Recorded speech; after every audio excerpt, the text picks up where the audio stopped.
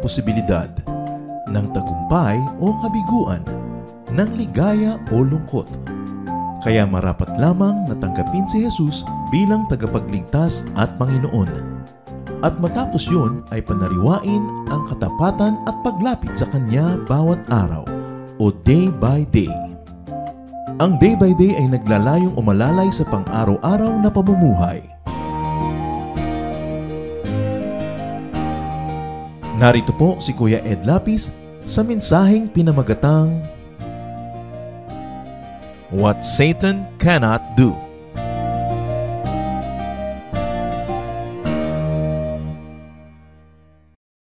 What Satan can't do. Ang hindi maaaring gawin ni Satanas, kaya kailangan malinaw na malinaw to at nang hindi natin siya sobrang nabibigyan ng credit. Heavenly Father, we pray for pure hearts. May you cleanse us from all our iniquities, forgive us our sins, wash us with the blood of Jesus, draw us near into your presence so we can hear your voice. Sa pagpapatawad niyo po sa amin, Panginoon, at paglilinis, nangangahas kaming lumapit sa inyong harapan upang humingi ng pagpapala. Biyayaan niyo po kami, Panginoon, at itaas niyo ang inyong pangalan lamang. Gamitin niyo po ang inyong lingkod na tungtungan ng inyong paa. Madakila namin kayo at kami naman tumanggap ng katuruan mula sa inyo. Patahimikin niyo po ang aming puso. Ilapit niyo kami sa inyong dibdib, O Diyos, at marinig namin ang tibok ng inyong puso. Madinig namin ang inyong tinig at nang kami makasunod. Be the speaker, O Father. Bless your people. This is your church. And we are your people. Use your servant only as your footstool. And may your voice be heard by all of us. Lift up your name and lift us up out of darkness, out of baseness, and lead us unto a greater knowledge of you. May your peace reign in our hearts, in our homes, and in this congregation. Teach us. We like to hear your voice. In the name of Jesus, our teacher, our Lord and Savior, we pray. What Satan can't do. Ano nga ba ang hindi pwedeng gawin ni Satanas sa akala natin nagagawa niya? First of all, let's focus on the scope of Satan's power. Ano ho ba ang nasasakop ng kapangyarihan na nasa kay Satanas? First of all, that scope is very limited.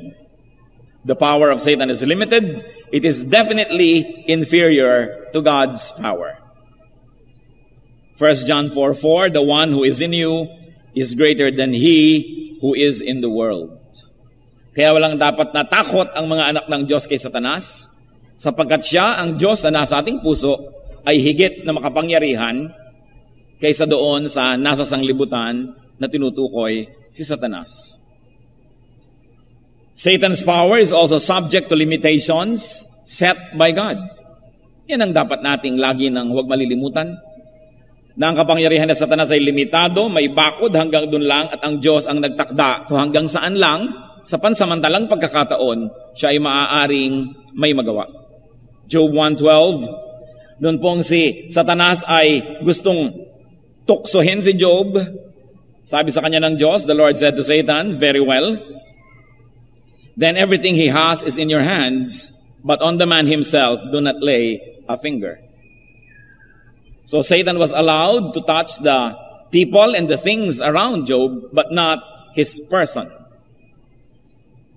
And once more, another round, attempting and making life difficult for Job. So Job 2:6, the Lord said to Satan, very well, then he is in your hands, but you must spare his life. So humingi ng permisyo itong si Satan na galawin niya yung katawan ni Job. Sabi, paano? Mga tao lang ay pinagalaw mo, mga mahal lang niya sa buhay, mga properties, pero siya mismo ang galawin. At malaman natin na hindi na siya magiging tapat sa inyo. At sinabi ng Panginoon, sige, galawin mo, pero hindi mo pwedeng patayin. Nakikita po natin dito sa pag-uusap na ito, na ang Diyos ang nagtatakda kung hanggang saan maaari na may gawin si Satan. Even hell is not Satan's kingdom. It will be his prison. Kumisa kasi sa mga illustration. Akala natin sa impyerno, si Satan ay nakaupo sa trono niya at may malaki siyang tinidor na para bang may malaki siyang tutusuking hotdog doon. At tawa siya ng tawa at siya ay hari doon. Hindi. Siya ay bilanggo doon dahil ang impyerno ay bilangguan ni Satanas. Satan's power may be rebuked and may be cast out by the power of God. And as we have seen in the New Testament, in the name of Jesus. Si Paul nga po ay may karanasan na may babaeng nanghuhula at sasabi ng mga kapalaran o kasawian ng mga tao at kumikita ito dahil may nakatira sa kanyang masamang espiritu. At ito'y pinaalis ni Paul. Acts 16:18. Paul became so troubled that he turned around and said to the spirit, "In the name of Jesus Christ, I command you to come out of her." At that moment, the spirit left her. So nakita po natin yung mga examples sa New Testament, sa pangalan ng Panginoong Jesus, hindi nakakatanggi ang mga masasamang espiritu. Satan's power is destined to be contained and to be destroyed. Romans 16:20, the God of peace will soon crush Satan under your feet. Nakasulat, nakapangako, nakatakda na magkakaroon siya ng wakas. John 16:11, in regard to judgment, the prince of this world now stands condemned. Sandaling-sandali na lang ang nalalabing panahon na magawa niya ang mga pinagagagawa niya. And Satan's power is canceled by the work of Jesus Christ in the life of the believer. Na kung tayo nananalig sa Panginoon, ang mga naging epekto ni Satanas sa ating nakaraang buhay ay binubura na, hinuhugasan ng dugo ni Kristo, at tayo binibigyan ng isang bagong pagkatao, bagong puso, bagong buhay, bagong kinabukasan. Hebrews 2:14, since the children have flesh and blood, he too shared in their humanity, so that by his death, he might destroy him who holds the power of death, that is, the devil. Sa pagkamatay ng Panginoon at lalong-lalo naman sa pagkabuhay niyang muli, ay winasak niya ng tuluyan ang kapangyarihan ni Satanas sa buhay ng tao, sa taong mananalig at susunod sa Diyos.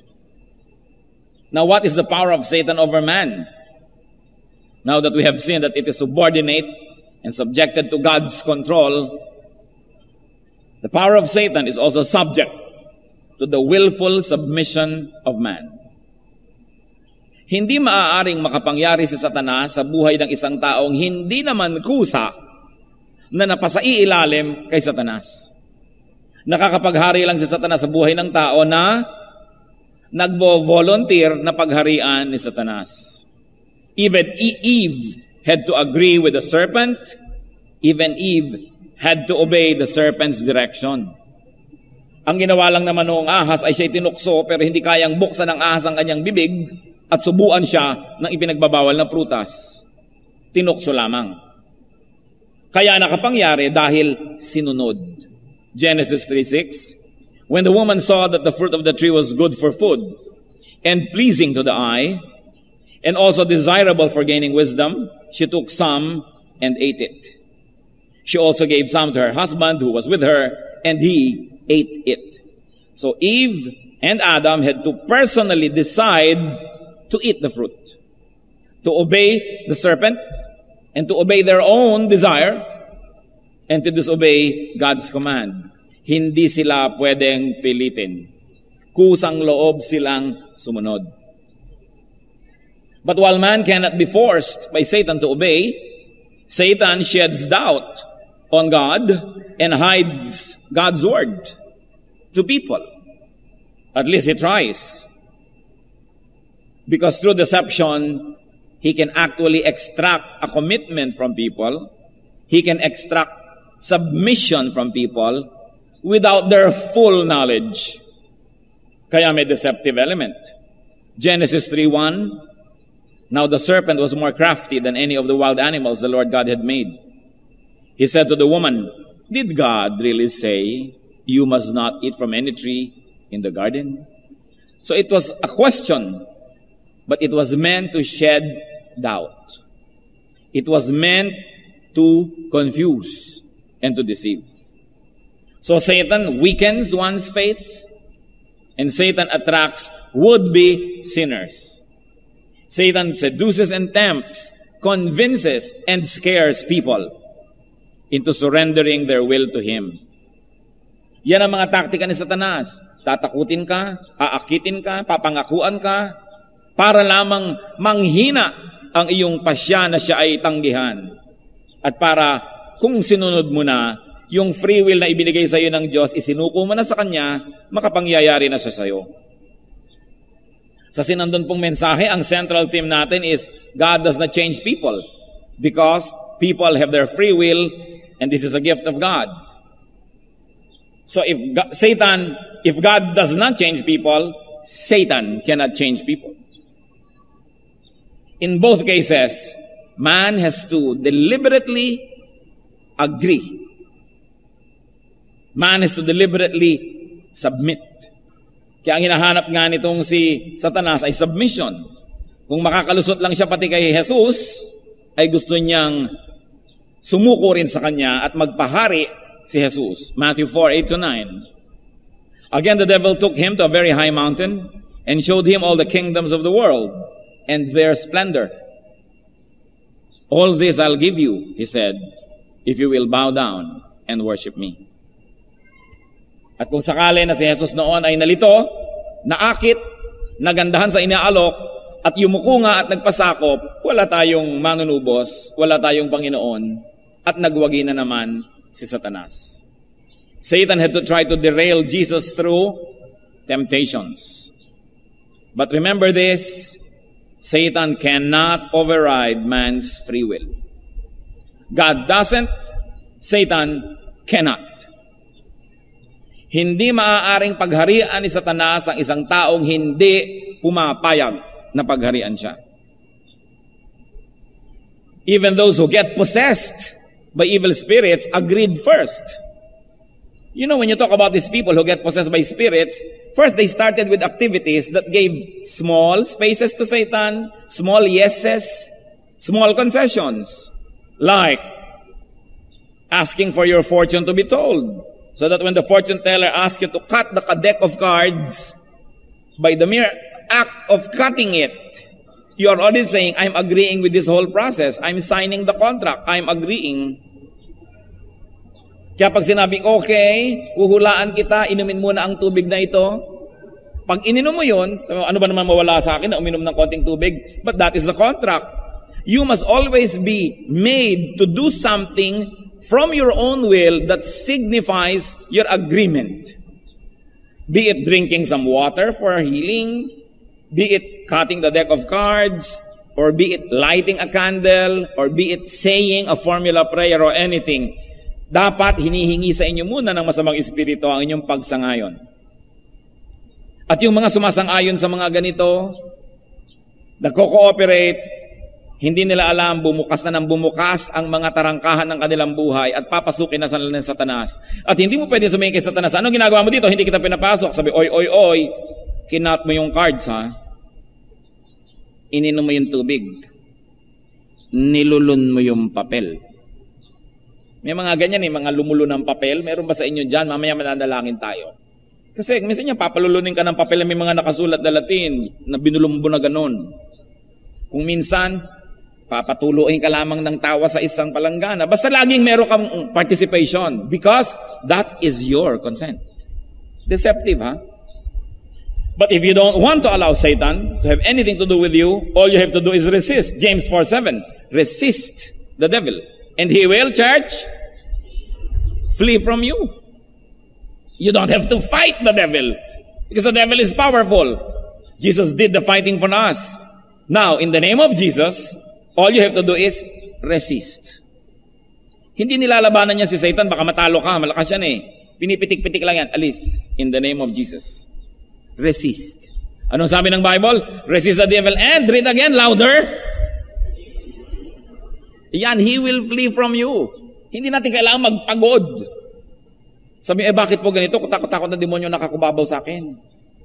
Hindi mo ni-resist. Ganun lang yun, kapatid. Baka nga inimbita mo pa. Kaya nandyan yan. Satan cannot control men without them surrendering to him first. Kaya ang bilin sa 1 Peter 5:8-9, Be self-controlled and alert. Your enemy, the devil, prowls around like a roaring lion looking for someone to devour. Resist him, standing firm in the faith. Yan ang bilin. Kailangan may self-control ka. Ikaw ang nagmamaneho ng buhay mo. Huwag mong ibigay ang manibela kay Satanas dahil kung saan-saan kanya dadalhin. At hindi niya pwedeng agawin yon kung di mo binigay. Pero kung minsan kasi sabi niya, oy, may hawak akong pagkaganda-gandang babae dito, kalungin mo muna, ako na muna magmamaneho. Kaya nandun ngayon, nagkapalit kayo ng lugar. Laging may kapalit, may attraction. Para maging kaibig-ibig sa tao na sundin siya.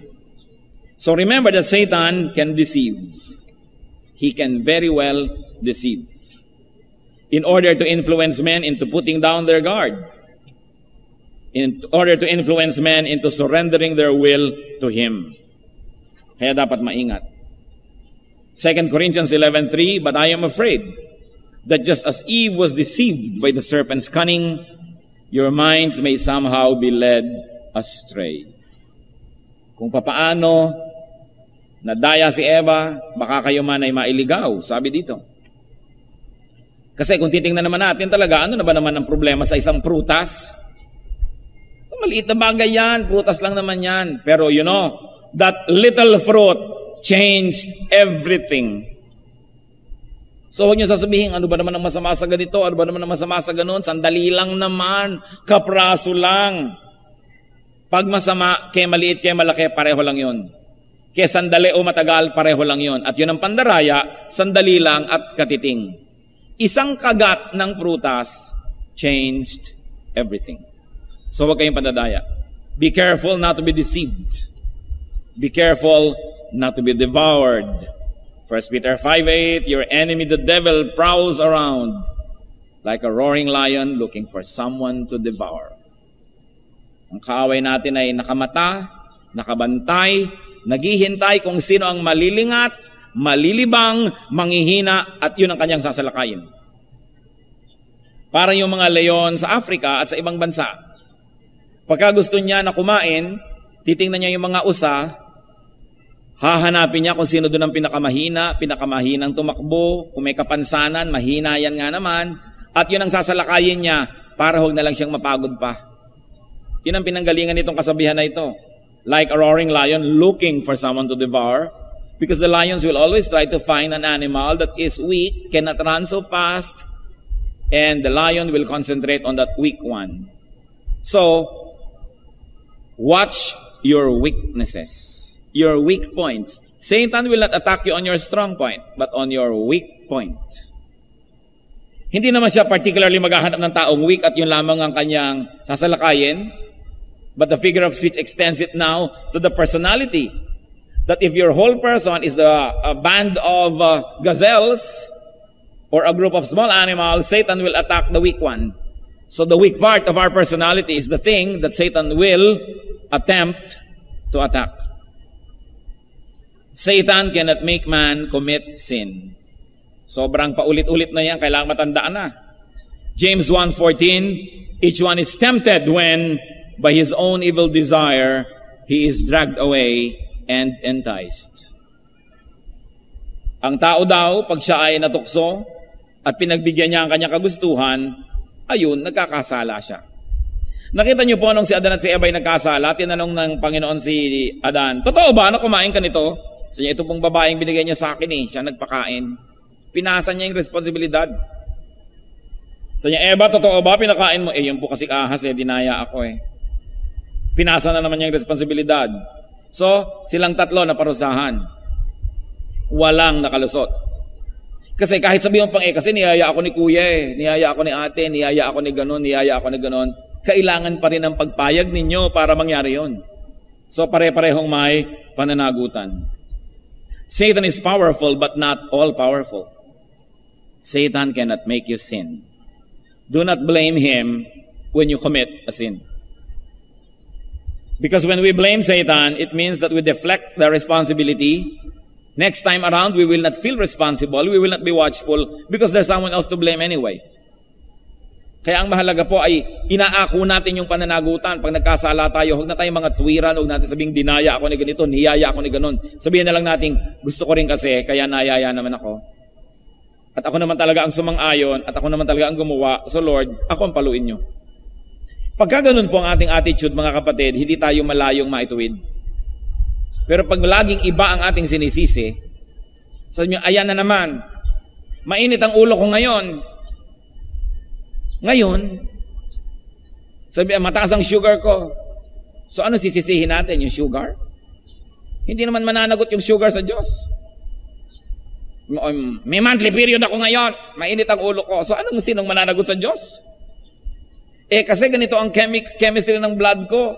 Sisisihin mo yung pituitary gland. Sisisihin mo yung kung ano-ano. Pati buwan nasisisi. Bilog ang buwan ngayon. Kailan pa tayo tatanggap ng pananagutan? At laging si Satan kasi Kaya ang mahalaga, mga kapatid, sabihin natin, it is in your own hands. If you would give in, it is in your own hands. You only have to choose. It's always a choice between doing the right thing and the good thing. And since Satan can't make you sin, what are the steps to take to avoid committing sin? Alam na natin lahat yan, hindi na bago, there's nothing new. 1, decide. Just decide. Decide to obey God. It's your call. Pag nagpasya na kayo, nasusunod kayo sa Diyos, hindi na kayo matutokso. Ang natutokso, yung hindi pa nagpapasya, yung tinatawag nilang the undecided. Kahit sa eleksyon, kahit sa product promotion, ang nililigawan yung the undecided sector. Sayang ang oras mong ligawan yung desidido na sa Partido A, huwag mo nang pilitin yan na bumoto sa Partido B.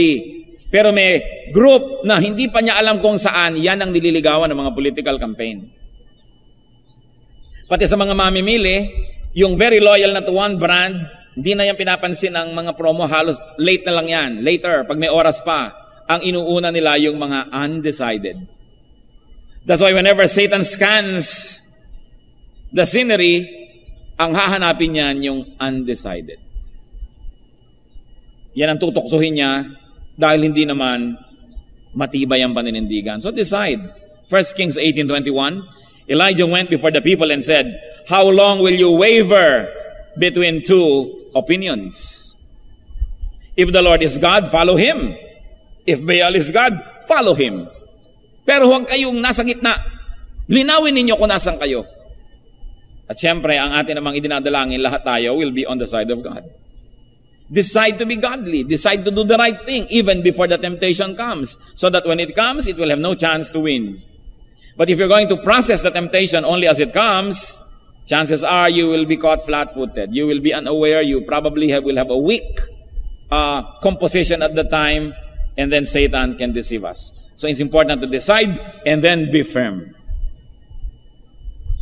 May mga tukso po na dumadating sa buhay natin. May nang aakit, may nagyayaya. Decide kayo, hindi ako sasama kahit anong mangyari. Pag niyaya kayo, clear na agad, no. Malinaw yon. Muli't muli ang 1 Peter 5:9, resist him, standing firm in the faith. So you resist the devil. How else can we avoid being taken by Satan? Recognize temptation. Recognize deception. And you must also be able to recognize coercion and pressure from Satan. Sabi, temptation ito. Hindi ito opportunity. Itong kumakatok na ito, hindi ito opportunity. Ito ay temptation. Maganda ang dating, maganda ang balutan, may pangako, pero saan ako pupunta kung sinunod ko to? Temptation to. 2 Corinthians 2:11, in order that Satan might not outwit us, for we are not aware of his schemes. So it's important to be aware of satanic schemes. Mga pandaraya. O hindi ba, paano niya pinahina si Samson? Ginamit si Delilah. Paano tinangkang sirain si Solomon at si David sa isang katermang mga babae? Paano sinira si Adan at si Eva? Sa isang prutas. Kanya-kanya lang yan. Si Judas, paano sinira? 30 pieces of silver. Laging may katumbas. Kaya dapat kilala mo, satanic itong paraan na ito. Hindi ako magpapadaya. dapat clear. 2 Corinthians 11:14, Satan himself masquerades as an angel of light. Natural, kung si Satanas ay ilalabas na si Satanas talaga, sino naman ang maniniwala at sino susunod? So nagpapanggap siyang mabuti, nagpapanggap siyang maganda, nagpapanggap siyang mainam para sa atin. Dahil alangan namang hubarin niya ang pagbabalat kayo at sabihin niya, ako si Satanas, dadaling kita sa impyerno, halika. Sinong sasama? Wala. Kaya ang dapat nating laging pagdudahan ay yung mukhang tama, yung mukhang maganda at mukhang mabuti, na yun pala ay pang doon lamang sa labas at doon sa loob ay isang panganib. Recognize and avoid spiritual traps. Romans 16:19, I want you to be wise about what is good and innocent about what is evil.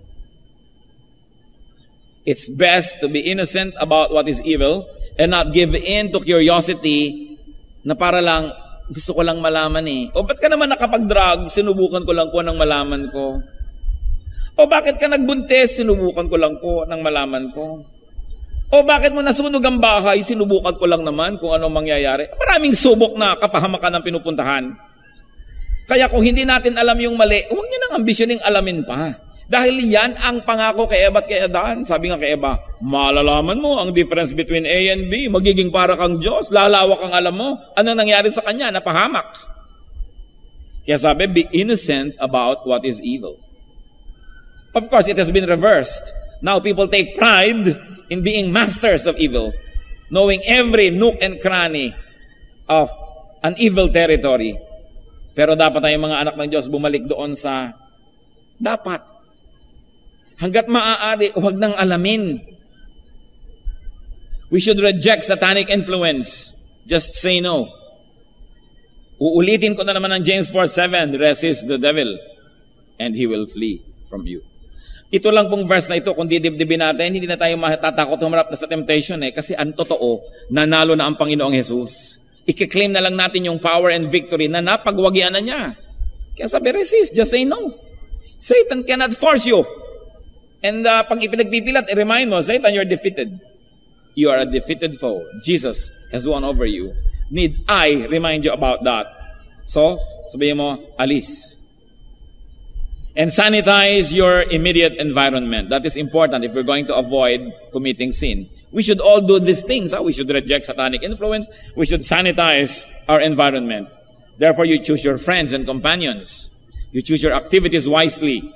1 Corinthians 15:33, bad company corrupts good character. Yung mga masasamang kasama, yan ang nag-aakay sa atin sa kapahamakan. And then take responsibility for yourself. Know that you are personally responsible. So you can't and you shouldn't overblame Satan because it will take the responsibility away from you. Pag nagkamali tayo, sabihin natin, ako ang nagkamali, gusto ko rin ito, ginusto ko rin ito. So, Panginoon, ituwid niyo po ako. At kung merong kailangang bayaran, merong dapat tanggaping parusa, tanggapin, yan lang ang paraan para tayo maituwid. On the other hand, do not overfear Satan. Because as we have already laboriously tried to point out, he is not all-powerful. He has no power over you. Listen, church, he has no power over you unless you allowed him. Wala siyang magagawa, liban kayo ang pumayag mismo. Kahit tukso, hindi kayo kayang tuksohin ni Satanas ng lampas sa kaya nyo. Tayong lahat, when Satan tempts, he needs God's permission. And God sets limits. You can tempt this person only up to this point because God knows that up to this point, by His grace, we will win. 1 Corinthians 10:13. No temptation has seized you except what is common to man. And God is faithful. He will not let you be tempted beyond what you can bear. But when you are tempted, He will also provide a way out so that you can stand up under it. Nakita niyo po ang linaw? Matapat ang Diyos, hindi kanya papayagang matukso ng lampas sa iyong kakayahang tanggihan. At sa katabi at kasama ng papayagan niyang tukso, bibigyan kanya ng daan upang makaiwas dito. Therefore, every temptation is an opportunity to win and to be victorious. So huwag mo sasabihin, naku, natalo na ako, ang lakas ng temptation. Simple lang yon, nagpatalo ka. Walang ibang dahilan. Kung magpapasya po tayong magwagi, available. But remember, it is our decision. But while we know that this is true, do not be ignorant of Satan's potential power, especially his potentials at deception. Kaya dapat maingat. Watch your weakness. I will repeat 1 Peter 5:8. Your enemy, the devil, prowls around like a roaring lion, looking for someone to devour. Or in a personal way, he is looking for something to devour in you, in all of us. So we have to be responsible. Heavenly Father, thank you for your reminding us that we should not needlessly fear Satan. Thank you for reminding us that we have our will, that we can say no. Sa sandaling ito, Panginoon, ay siyasatin mo pong aming puso. Sa patuloy at patuloy na nadadaya, natutukso, ituro mo sa amin, Lord, na maging responsable. Buksan mo ang mata namin na makilala ang pandaraya ng kaaway. Hipuin niyo po kami sa sandaling ito. Mga kapatid, yumuko tayo sa presensya ng Diyos at mananalangin tayo. Napakalakas ng presensya ng Panginoon sa ating kalagitnaan sa sandaling ito. Hihingi tayo sa Kanya ng lakas. Sino man sa ating mga kasama ngayon, ang paulit-ulit, patuloy na nadadaya, nadadapa, nanghihina, nagkakamali sa the same error. Mananalangin tayo ngayon sa Diyos. Hihingi tayo ng kapangyarihan, hihingi tayo ng kakayahan. Tumayo kayo at mananalangin tayo. Sino man magsasabing, Lord, sawang-sawa na ako dito sa mali kong paulit-ulit, sa mga kahinaan kong paulit-ulit, gusto kong tumanggap mula sa inyo ng kapangyarihan.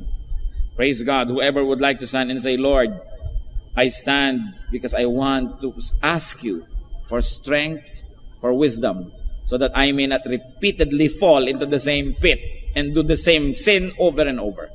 We're going to pray. The power of the Lord is in our midst. And He is only a prayer away. Purihin ka, Panginoon, sa mga tumayong ito.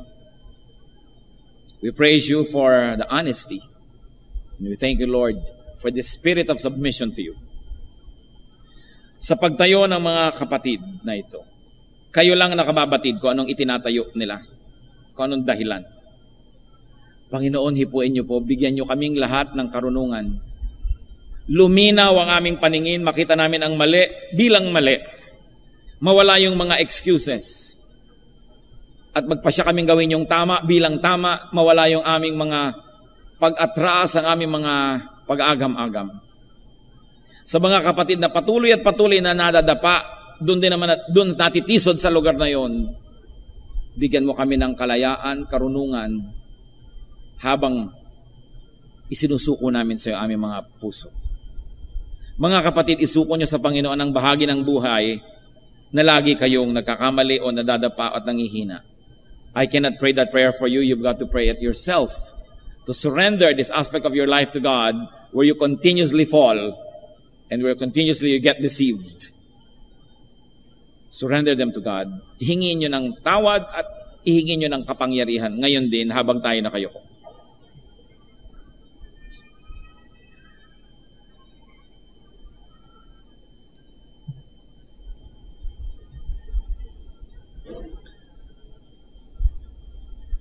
Diyos na mahabagin, di man namin makayang isa-isahin. Lahat ay malinaw sa inyo. Kung ano man ang inihihingi ng kapangyarihan ng mga kapatid, kung ano man ang inihihingi ng tawad, at ngayon humihingi ng basbas mula sa inyo para maging kalakasan imbes na kahinaan, hipuin nyo na mapagpala nyo kamay aming mga puso. Padaluyin nyo ang inyong kapangyarihan. Buksan ang aming mga mata at palakasin nyo ang aming loob na manindigan sa tama. Salamat, Panginoon, sa pagdinig nyo sa dalangin ito. At patuloy kaming nananalangin na sa araw-araw, bibigyan nyo ng bagong lakas, bagong pananaw, bagong paninindigan ang mga kapatid na ito. Patuloy tayo sa diwa ng panalangin. Maaari na kayong maupo, mga kapatid. At nais ko namang imbitahang tumayo. Yung mga nais magpasalamat, mananalangin tayo, magpapasalamat. Lahat ng nagsasabing, Lord, victory ninyo, talagang meron ng malaking nagbago sa buhay ko. Nalampasan ko sa tulong ninyo ang kahinaan o isang kasalanan o anuman. Tumayo kayo at mananalangin tayo sa Diyos. It's beautiful to give glory to God and recognize His victory in our lives. For every victorious aspect of your spiritual life, you stand and we're going to thank God and we're going to declare His goodness to us. Ikinalulugod niyo po, Panginoon, na iaming ihayag sa kalagitnaan ang kabutihan niyo. Masdan niyo po itong mga tumatayo, nagpapasalamat naman. Kinikilalang may mga magaganda nang nangyari, may mga tagumpay nang naganap. At bagamat maaring hindi pa perfect, O God, meron ng mga kinikilalang tagumpay. Ito'y sa tulong ninyo at sa pagpapasakop na yung mga anak sa iyong kalooban.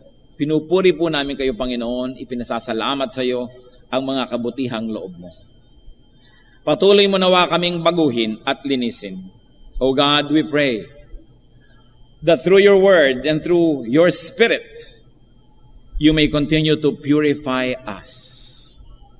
That the living water, the Lord Jesus Christ, will continue to cleanse us, will continue to make us clean and holy and acceptable to you. We continue to receive your ministration, O Holy Spirit, that every day we may be purified. Bigyan niyo po kami ng patuloy na lakas na makilala ang pandaraya ng kaaway. Tanggihan namin ito at huwag kaming matakot anuman kahit kapraso sa kaaway sapagkat kayo na aming Diyos ay matagumpay. We honor you, Father. We praise you and we continue to bow in your presence and ask you, cleanse us. Make us whole. Move us from glory to glory and make us mature as we obey you. Let your will be done in our lives.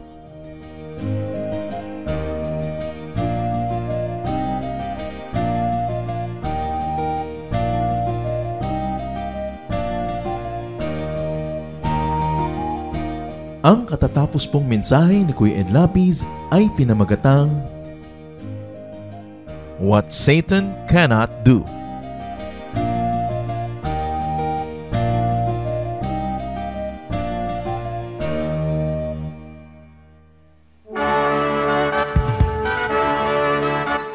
Halina't sama-samang sumamba at magdiwang sa Day by Day Jesus Celebration kasama si Kuya Ed Lapiz. Bulwagan ng Panginoon PICC, one Sunday a month, Philippine International Convention Center, Rojas Boulevard, Pasay City. All other Sundays sa mga Day by Day mini bulwagan ang pagtitipon. Para sa buwan ng Oktubre, gaganipin ito sa October 6, 2024. 8 a.m. ang First Jesus Celebration, 10 a.m. naman ang Second Jesus Celebration. Para sa iba pang detalye, bisitahin ang ating official Facebook page, Day by Day Friends.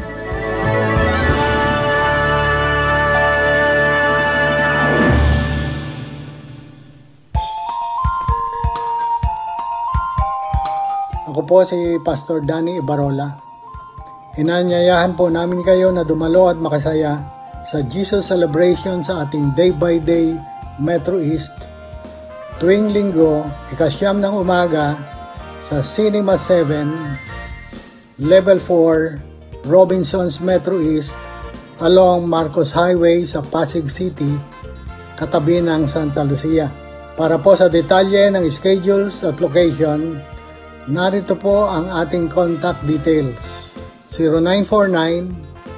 0949-623-7333 o di kaya sa DVD Metro East. Halinang ipagdiwang ang Panginoong Jesus. Mabuhay!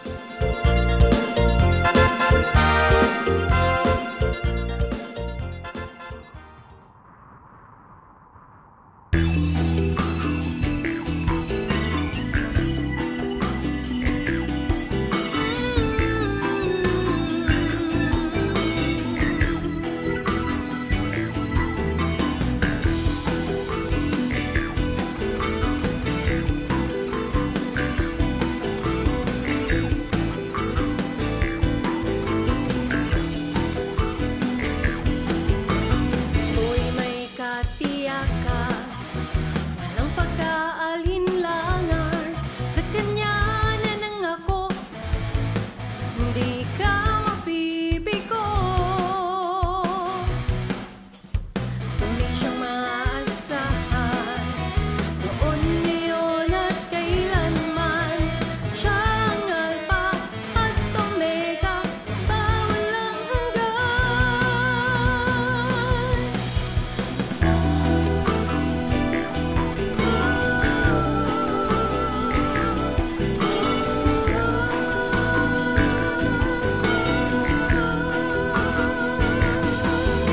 ako'y may katiyakan, walang pagkaalinlangan, sa Kanya na nangako, di ka mabibigo. Tunay siyang maaasahan, noon, ngayon at kailanman. Siya ang Alpha at Omega, walang hanggan. Ang Diyos na di buhay, ang Diyos na di buhay, ang Diyos natin ay buhay, magpakailanpaman. Ang Diyos na di buhay, ang Diyos na di buhay, ang Diyos natin ay buhay, magpakailanpaman.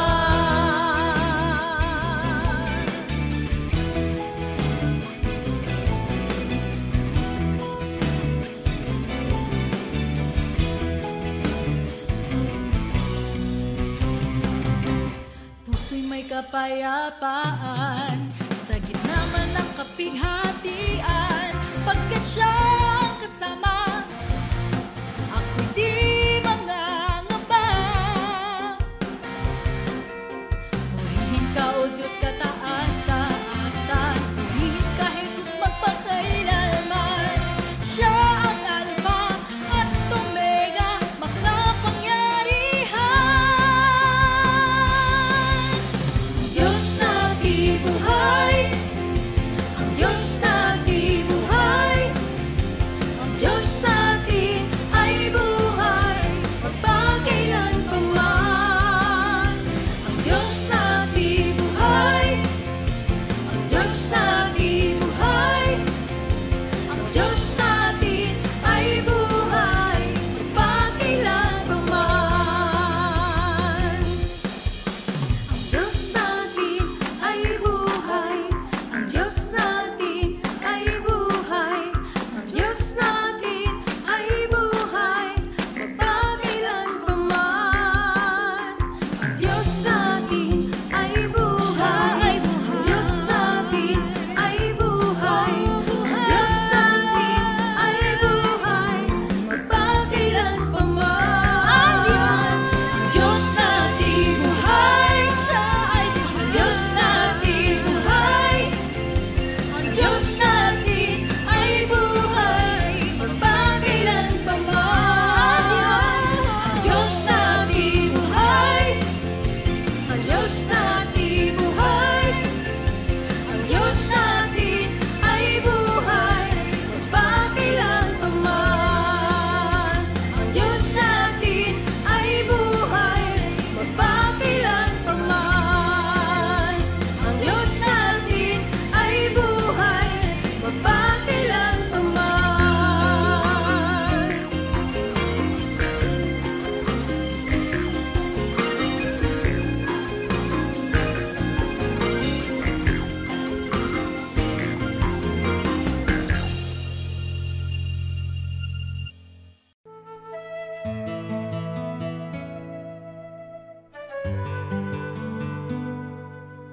Bakit dahon ng niyog ang gamit sa Palm Sunday?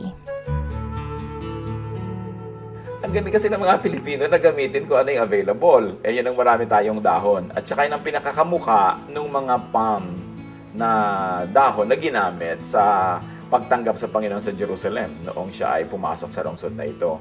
Pero ang mapapansin natin, higit lalo yatang maganda ang mga palaspas na gawa sa dahon ng niyog kaysa doon sa mga dahon ng oliba na ginamit sa original entry into Jerusalem. Kaya napakaganda ng mga palaspas sa mga Pilipino. Ito isang metaphor ng ating pagiging Kristiyano at Pilipino na magkasabay. Nagkaroon tayo ng observance niyang Palm Sunday, pero indigenous materials at folk art ang ginamit natin sa pag-express nito sa palaspas.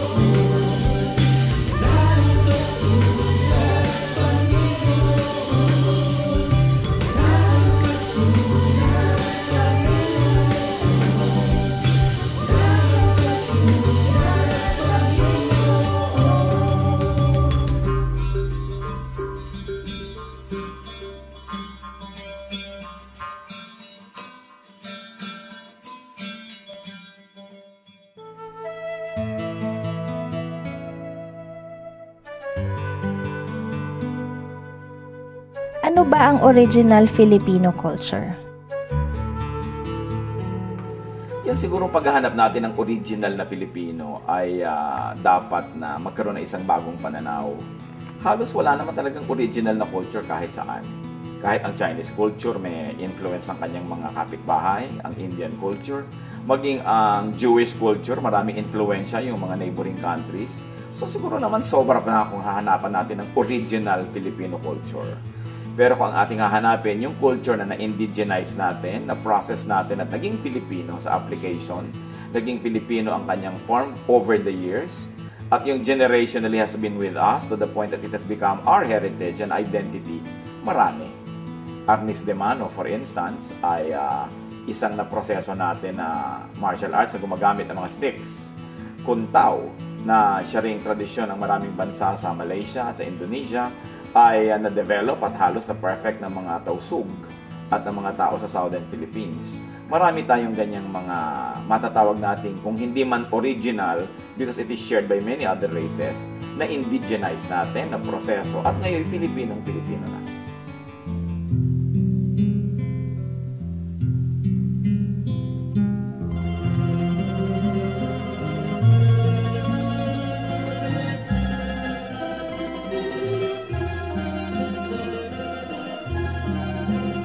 Nagdaan ng kahapon, iniwan ang layon, subalit kayo'y nanatili. Ako'y piring man sa bukas, tadhana'y lumipas, panatag sa inyong kandili. O Jesus, sa ulayaw, hatid sa kibuhay, agapay sa paglalakbay, kaibigan kang tunay, dagli ang karamay, kailanman di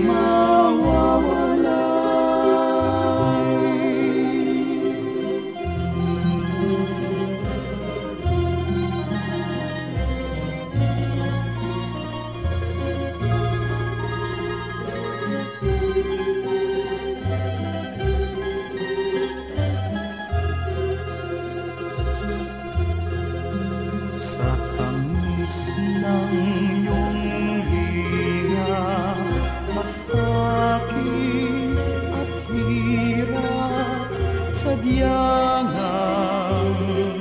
hindi mananaig. O Jesus, kaulayaw, gawin pang malinaw sa akin ang iyong pag-ibig. O Jesus, sa ulayaw, hatid sa kibuhay, agapay sa paglalakbay, kaibigan kang tunay, dagli ang karamay, kailanman di mawawalay.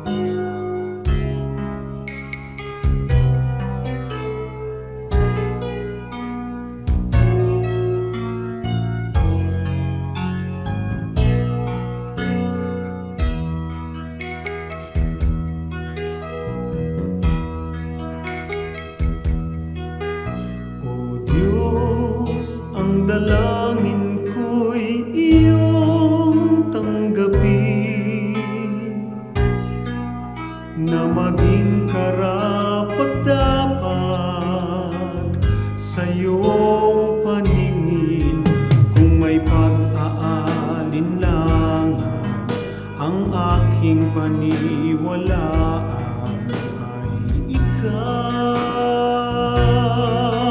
O Diyos, ang kailangan ko'y iba yung lakas upang di ko natahakin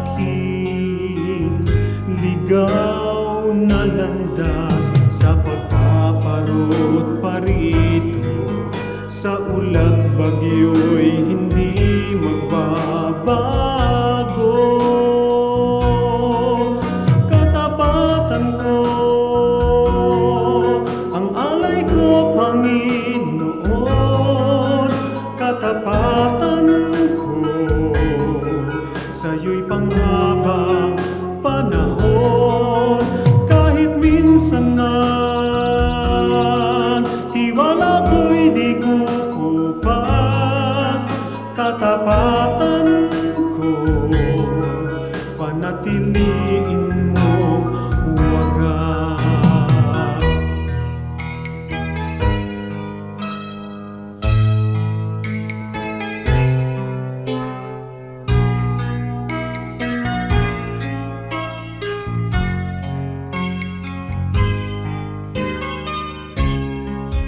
Sa pagpaparot parito, sa ulat bagyo'y hindi magbabago. Katapatan ko, ang alay ko, Panginoon. Katapatan ko, sa'yo'y panghabang panahon. Kahit minsan man tiwala ko'y di kukupas, katapatan ko, panatiliin mong wagas.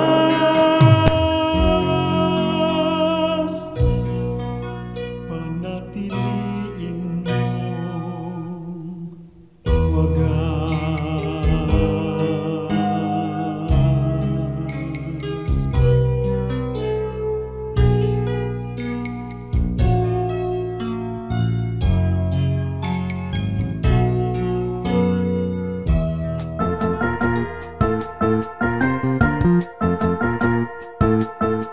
Oras na po para pansamantalang magpaalam ang programang Day by Day.